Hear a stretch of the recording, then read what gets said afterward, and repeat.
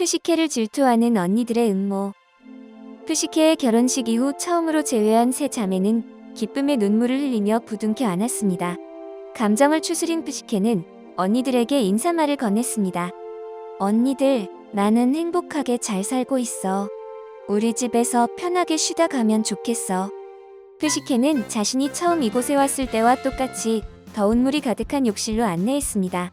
언니들은 궁전보다도 훨씬 호화로운 욕실에서 한참 동안 목욕을 즐겼습니다. 그 다음 푸시케는 맛있는 식사를 대접했습니다. 보이지 않는 하인들이 음식을 날라주고 음악을 연주해주자 언니들은 무척 놀랐습니다. 신들이나 누릴 법한 호사를 즐기면서도 점점 막내 동생을 시샘하기 시작했습니다. 둘째 언니는 질투심을 숨기고 푸시케에게 남편이 누구이며 어디 갔냐고 질문을 퍼부었습니다. 당황한 푸시케는 얼떨결에 거짓말을 했습니다.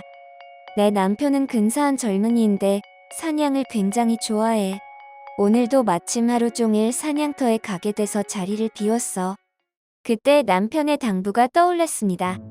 나에 대해서 그 어떤 것을 캐묻더라도 아무것도 말해주지 마시오.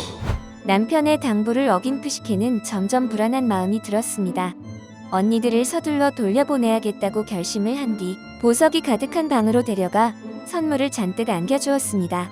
그리고 제피로스에게 부탁하여 언니들을 다시 바위산으로 데려가도록 했습니다. 두 언니는 쫓겨나듯 바위산으로 보내진 뒤 질투심으로 인해 속이 타들어갔습니다.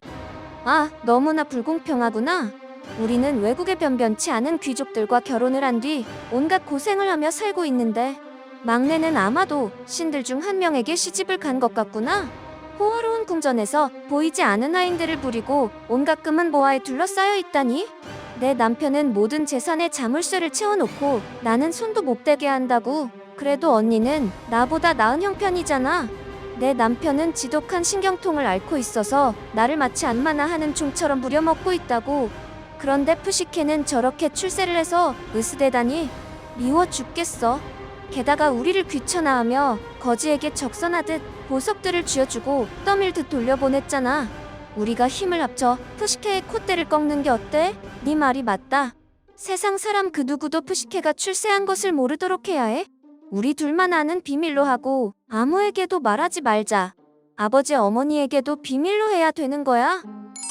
그렇게 다짐을 마친 두 언니는 친정 부모를 찾아갔습니다. 푸시케를 만나지 못했다고 거짓말을 하여 왕과 왕비를 더욱 큰 절망에 빠뜨렸습니다. 그리고 어떻게 하면 푸시케가 차지한 행운을 없애버릴 수 있을지 계획을 세우기 시작했습니다. 푸시케가 언니들을 만나고 얼마간의 시간이 흘렀습니다. 푸시케는 행복한 신혼생활을 이어가고 있었지만 아직 남편의 얼굴을 보지 못했습니다. 어느 날 밤, 남편은 푸시케에게 다시 조언을 시작했습니다. 당신의 두 언니들이 이곳을 다녀간 뒤 우리를 질투하기 시작했소. 그리고 그 질투심은 이제 사악한 증오심으로 바뀌었소. 이제는 둘이서 힘을 합쳐 당신을 파멸시킬 계획을 세우고 있소. 그들이 다시 찾아와 내 정체를 털어놓으라고 설득할 것이오. 하지만 우리 가족의 미래를 위해 아직은 당신에게 내 얼굴을 보여줄 수 없소. 착하고 여린 당신이 언니들이 찾아오는 것을 거부할 수 없다면 나에 대해 캐묻는 것에 절대 아무 대답도 하지 마시오. 알겠어요. 명심할게요. 언니들에게 어떤 이야기도 하지 않을게요. 사랑하는 푸시케, 당신도 몸의 변화를 감지하고 있을 것이오. 뱃속에서 우리 아기가 자라나고 있소. 푸시케는 그제서야 자신이 임신한 것을 깨달았고 주체할 수 없는 행복을 느꼈습니다. 두 부부는 꼭 껴안으며 이제 부모가 된다는 기쁨을 나누었습니다. 당신이 우리의 비밀을 잘 지켜내야만 우리 아기가 그 누구의 방해도 받지 않으며 신성하게 태어날 것이오. 아기가 무사히 태어나 건강하게 자라난 뒤 때가 되면 당신에게 나에 대한 모든 것을 털어놓겠소. 푸시케를 안심시킨 남편은 새벽이 밝기 전에 침실을 떠났습니다. 홀로 아침을 맞이한 푸시케는 아기가 태어날 날이 언제인지 따져보고 싶었습니다. 하지만 임신과 출산에 관해 아무 지식이 없었습니다. 자세히 물어볼 친정 식구들을 만날 수 없다는 사실이 슬프고 답답했습니다.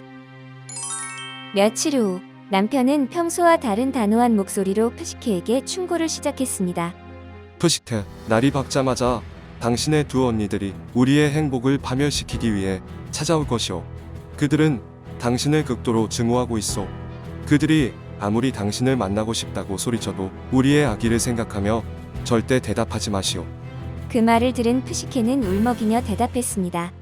아직도 나를 믿지 못하시나요? 당신을 진심으로 사랑하고 절대 당신의 뜻을 저버리지 않을 거예요.